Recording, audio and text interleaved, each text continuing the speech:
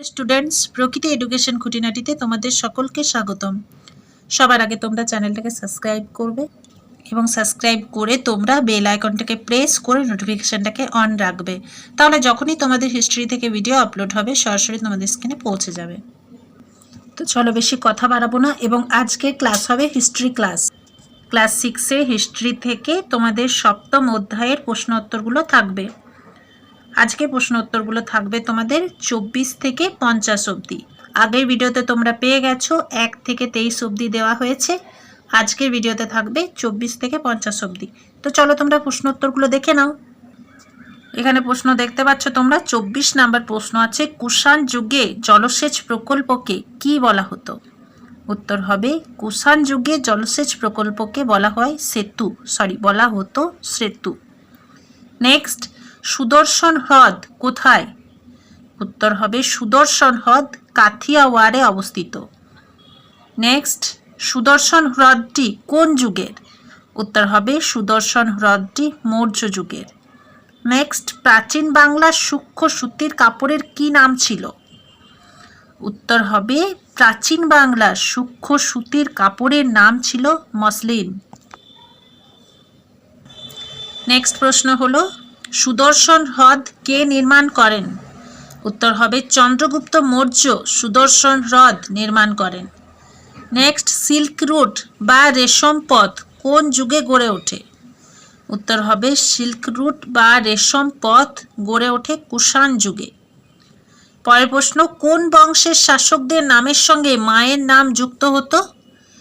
উত্তর হবে সাতবাহন বংশের শাসকদের নামের সঙ্গে মায়ের নাম যুক্ত হতো।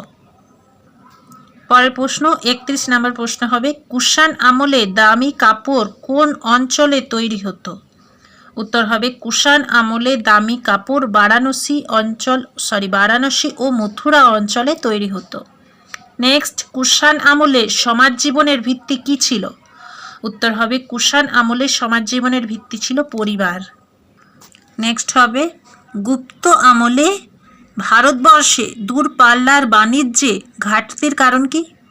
উত্তর হবে গুপ্ত আমলে ভারতবর্ষে দূরপাল্লার বাণিজ্যের ঘাটতির কারণ ছিল হুন আক্রমণ। পরের প্রশ্ন হলো, গাথা সপ্তশতী কে সংকলন করেন? উত্তর হবে সাতবাহন রাজা হালগাথা সপ্তশতী সংকলন করেন।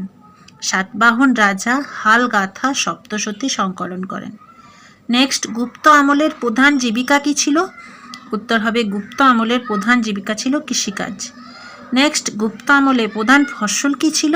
উত্তর হবে গুপ্ত আমলে প্রধান ফসল ছিল ধান। পরের প্রশ্ন, দিল্লির কুতুব মিনারের পাশে লোহার স্তম্ভটি কবে তৈরি হয়?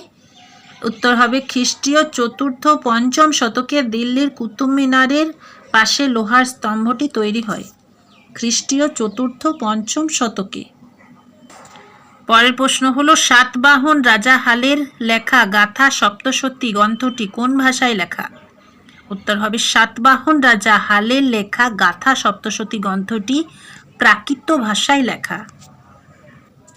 পরের প্রশ্ন হলো, গুপ্ত ও গুপ্ত পরবর্তী আমলে ধর্মীয় উদ্দেশ্যে জমি দান করার রীতিকে কি বলা হতো?